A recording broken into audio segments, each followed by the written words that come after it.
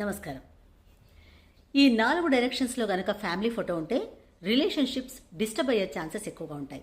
అవేంటంటే, ఒకటి south south west, ఇది డిస్పోజల్ జోన్.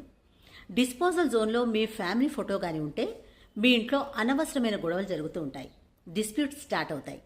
రెండోది ఈస్ట్ సౌత్ ఈస్ట్ డైరెక్షన్. ఈ డైరెక్షన్ టెన్షన్, స్ట్రెస్, యాంగ్జైటీని రిప్రజెంట్ చేస్తుంది.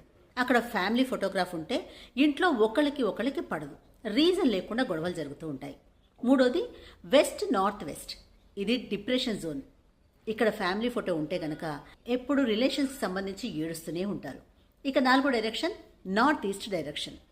నార్త్ ఈస్ట్లో ఫోటోగ్రాఫ్ ఉండకూడదు.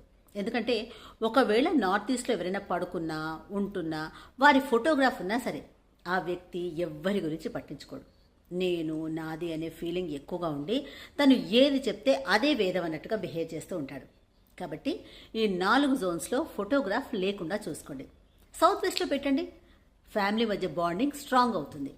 ఈస్ట్ నార్త్ ఈస్ట్లో పెడితే ఎప్పుడు సంతోషంగా ఉంటారు. సౌత్లో పెడితే ఎప్పుడు రిలాక్స్గా ఉంటారు.